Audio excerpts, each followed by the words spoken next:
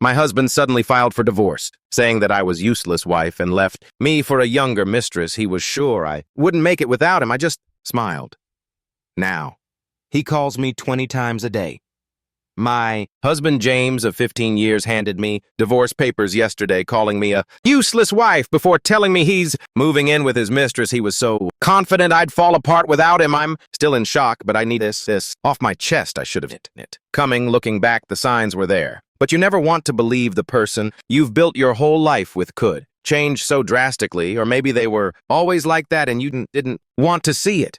It started with small things. James got really into fitness. About 8 months ago, started going to F45 every morning at 5 a.m., bought all new clothes from Lululemon, and was constantly checking his Apple Watch stats.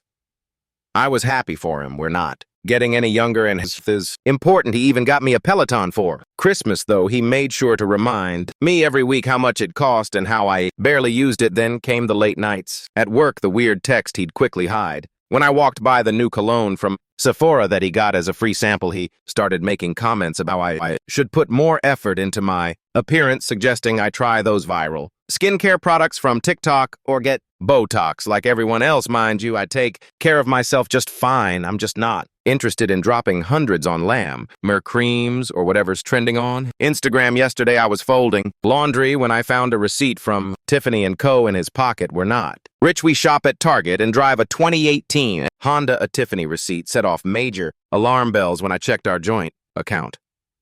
I nearly had a heart attack. There were multiple withdrawals to an account I didn't recognize, and our savings had been slowly draining. Over the past 6 months, I waited until he got home, receipt in hand, instead of the usual excuses or gaslighting I expected. He just actually laughed. Then he went to his home office, came back with an envelope, and tossed it on our coffee table. I was going to wait until the weekend, but since you're being nosy here, you go, he said, smirking like he just won something. My lawyer says it's a generous offer considering you've contributed basically nothing to this marriage. I sat there staring at the divorce papers while he continued talking about how his new girlfriend Aurora actually takes care of herself and has ambition. Apparently she's some fitness influencer he met at F45. She has 50K followers on Instagram and his going places. Meanwhile, I'm just the wife who support him through his early career, handled all our housework, and put my own ambitions on hold because he said his job should come first. The worst part, he's been this for months. He already has an apartment with her in one of those luxury complexes downtown. The Tiffany receipt, a promise ring he actually used our joint savings to buy his mistress jewelry.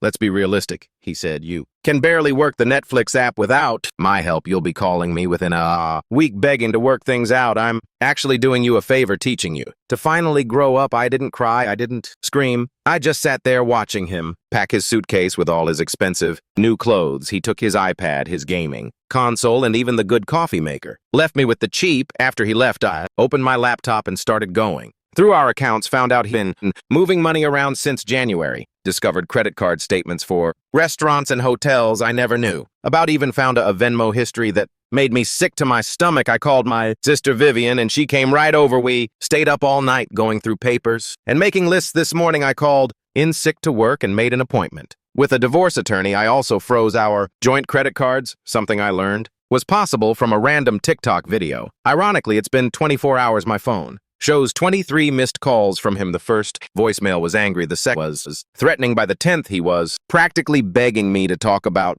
this rationally. First update: thank you, everyone, for the support on my last post. Still trying to process everything, but some things have happened that to get off my chest. I've spent the last week staying at my sister Vivian's place. Been sleeping on her couch. Actually, she has a kid and the guest room is full of toys. Not complaining though. Beats being alone in that house right now. The first reality check hit when I tried to order something on Amazon. My card got declined for a $30 purchase. Called the bank, and that's when things started unraveling. Turns out James had been moving money around, not huge amounts that would have caught my attention, but steady transfers of $200, $300 every couple weeks. Always labeled things like car maintenance or home repairs, real basic stuff that I wouldn't question. Looking at it now, I feel kind of stupid. We've had separate accounts since we got married. His idea said it were practical, but I trusted him with the joint savings.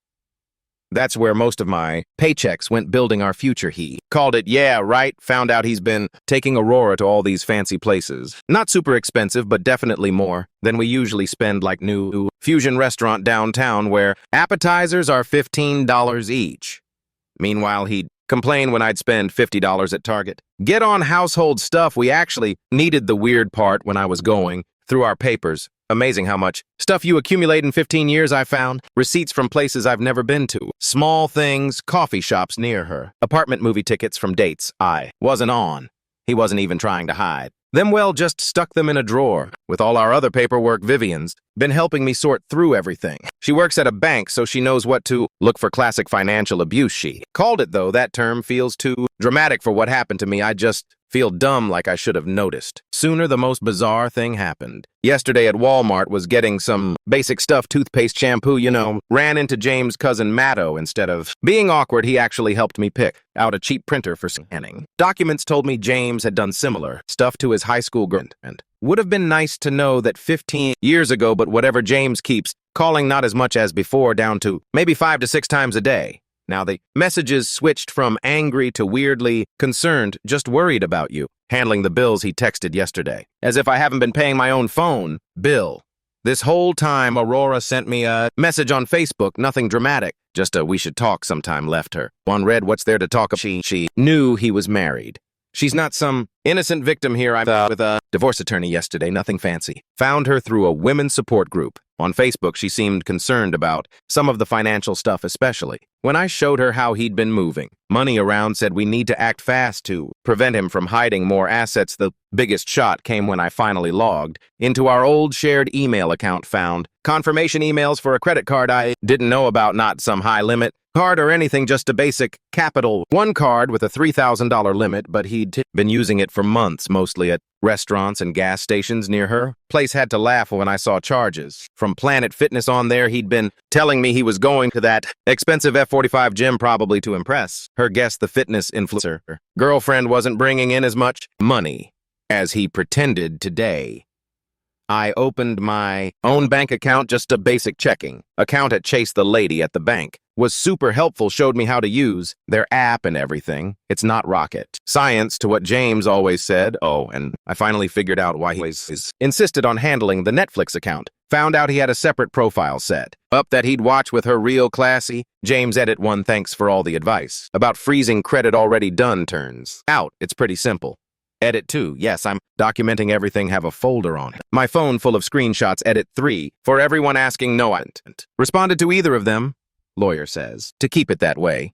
Edit 4, some of you are suggesting I expose Aurora on social media, not interested in drama. Just want to get through this, my dignity intact. Second update, quick update, because this week has been wild. Remember how James was so sure I'd fall apart without him? Well, karma had other plans. It started when I finally landed a job at a local company. Nothing fancy. Basic customer service stuff, 16-hour, but here's the thing.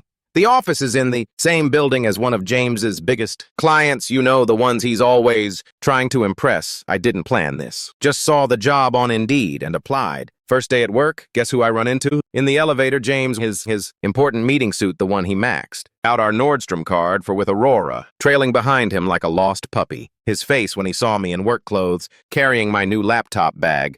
Priceless. Aurora just stood there awkwardly, probably wondering why her successful boyfriend suddenly looked like he'd seen a ghost. But here's where it gets good. Remember how James always handled our finances because I was too scattered to understand them? Turns out my new manager, Matthew, actually likes how detail-oriented I am. Asked me to help organize some spreadsheets for the office while I was learning Excel. Thanks YouTube tutorials, I started applying those same skills to organizing all the evidence of James's financial shenanigans the best. Part 1 didn't have to do anything dramatic, just handed over my neatly organized folders of bank statements, credit card bills, and screenshots to my divorce attorney.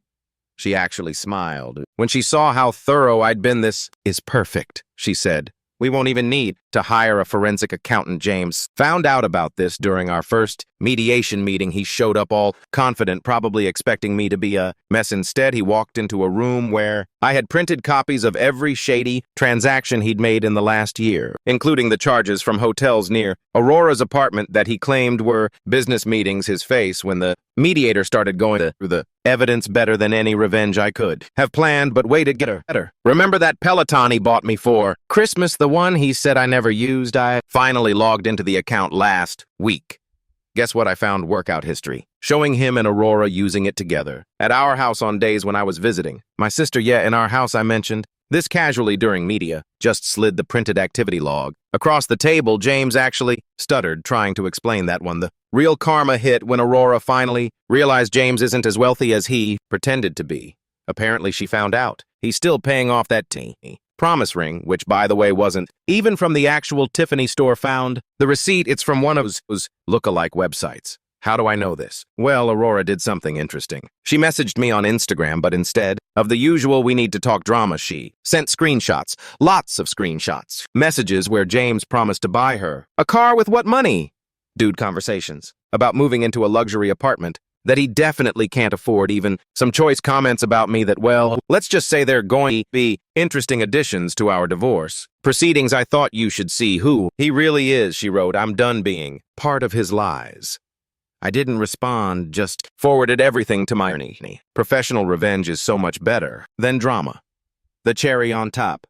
James's mom called me yesterday. Turns out she's been watching this whole thing unfold in our small town's gossip circle. She apologized for Ina in his behavior all these years and then dropped a bombshell. James got fired from his job, not because of me. Apparently, he'd been inflating his expense reports for months. All those fancy dates with Aurora he was charging them to his company card. I'm not going to lie. Part of me wanted to post all this on Facebook, share the screenshots, make him feel as humiliated as I did when he called me useless. But you know what I didn't have to? He's doing a perfect job of destroying his own reputation. All by himself. Instead, I focused on making my new little studio apartment feel like home.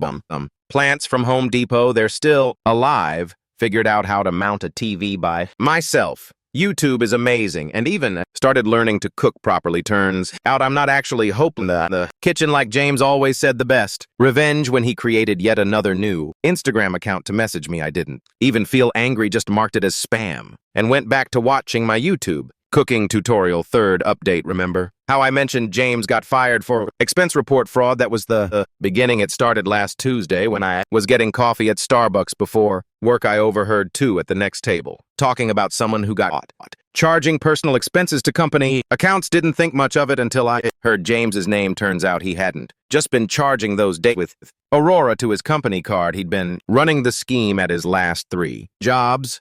How do I know? Because Aurora, of all people, started talking, and not just to me, to everyone. See, after James got fired, he couldn't keep up with all the promises he'd made to her. No more fancy dinners at Cheesecake Factory, no more shopping spree at Lululemon, no more weekend trips to nearby cities. The final straw, he couldn't make the payments on that fake Tiffany ring. Yes, still can't believe he bought a knockoff Aurora. Didn't just get mad, she got methodical. Remember all those expense reports James was faking? She had photos. Lots of photos. Apparently, he used to brag to her about how clever he was, showing her all his tricks for gaming the system she'd saved. Everything in her Google Photos, thinking it was impressive that her boyfriend was so smart with money. Last week, she made a TikTok. Nothing dramatic, just a story time about dating a guy who turned out to be a fraud. Didn't use names, but included glimpses of those receipts. The video went viral in our local circle. James's old co-workers recognized the expense report format. Meanwhile, I had my own little victory. Remember that joint? Amazon account he kept trying to get back into. I found out he'd been using it to buy gifts for Aurora while we were still together, so I did something petty but satisfying. I returned everything that was still within the return dough. The money went back to my card since I was the original purchaser. The best part, he didn't even notice until Amazon sent him those ready purchase emails. By then, all the stuff he'd bought Aurora was back in Amazon's warehouse and the refunds had already cleared. But here's where it gets really good. Yesterday, I was at Target picking up some storage bins, trying to organize my new place, when I ran into James's sister, Katie. Instead of being awkward, she actually hugged me and spilled some tea. James had been borrowing money from their parents, claiming it was for investment opportunities. Turns out he was using it to maintain his fake lifestyle with Aurora. His parents found out about this during a family dinner last weekend. How, because Aurora's TikTok had made its way to his mom's Facebook feed, there was apparently a huge scene at Olive Garden. Of all places, James's dad was so angry, he actually took back the spare key to their house. James's reaction to all this total meltdown. He started messaging everyone, trying to do damage control, made new Instagram accounts to harass Aurora, kept calling his old job, trying to explain, even showed up at his parents' house at midnight begging them to understand his side the karma train. Wasn't done though, remember he always insisted on managing our shared cloud storage because I too disorganized. Well, I finally logged into it last week to download some old photos. Found a folder full of screenshots of his conversations with Aurora from when they first started dating, including some choice messages about their plans for. After he left me, I didn't have to do anything with them, just forwarded everything to my divorce attorney. She actually laughed and said, "This is making my job very easy," but the absolute peak of all this, Aurora made a follow-up talk yesterday. This time she showed the fake Tiffany ring complete with screenshots of the sketchy website he bought. It from the video already has 50K views. James tried to come to my workplace to talk about all this. He'd begged me to help fix his reputation. Security didn't even let in the building. Apparently his scene in the lobby is now on our office's security camera greatest hits. I did something kind of petty yesterday, changed all our streaming passwords one by one while watching his Ring camera notifications blow up as he tried to access each account: Netflix, Hulu, HBO Max, even his precious ESPN Plus. By the third notification, I was actually giggling. His dream car, that Tesla Model 3 he leased to impress Aurora, way above our budget. By the way, got repossessed this morning from the parking lot of the Motel 6, where he's been staying since Aurora kicked him out of their apartment. Watched it all happen from the Dunkin' drive-through across the street. Didn't plan to be there, just stopped for coffee. On my way to work, sometimes the universe just hands you these moments. Edit 1. Yes, I'm still keeping copies of everything for the divorce proceedings. Edit 2.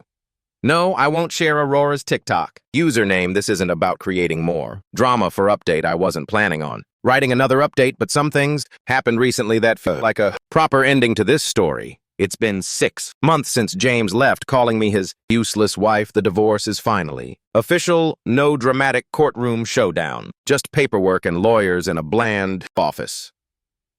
James looked rough, wearing the same Nordstrom dress shirt he used to brag about, but now it's wrinkled and a bit tight. Seems like his fitness influencer lifestyle with Aurora didn't last. Here's where it gets interesting. Remember all those expense reports he was faking? His company didn't press charges or anything dramatic. They just did the corporate equivalent of a shrug, withheld his last paycheck and bonuses, blacklisted him from future employment, and moved on. Turns out big companies don't like public drama any more than necessary. Aurora left him last month, not with a bang or viral TikTok. She just moved back to her parents' place in the suburbs. Apparently life gets less exciting when your boyfriend can't afford Cheesecake Factory dates anymore. She tried messaging me on Instagram to explain her side, but I just left her on read. Some things don't need closure. James is now renting a room in a shared house across town. His Tesla got repossessed. No surprise there, and he's driving a beat-up Honda, the same kind of car he used to mock me for wanting to buy because it was too basic. I'm still at my customer service job, but got a small raise filed per hour. Not life-changing, but it's something. Learned how to do my own taxes through TurboTax. Turns out it's not the complicated mystery James always made it out to be. Had an awkward but revealing run-in with his mom at Target last week. She was buying storage bins in the same aisle as me instead of avoiding each other. We actually talked, she told me. James tried to borrow money from them, but they refused.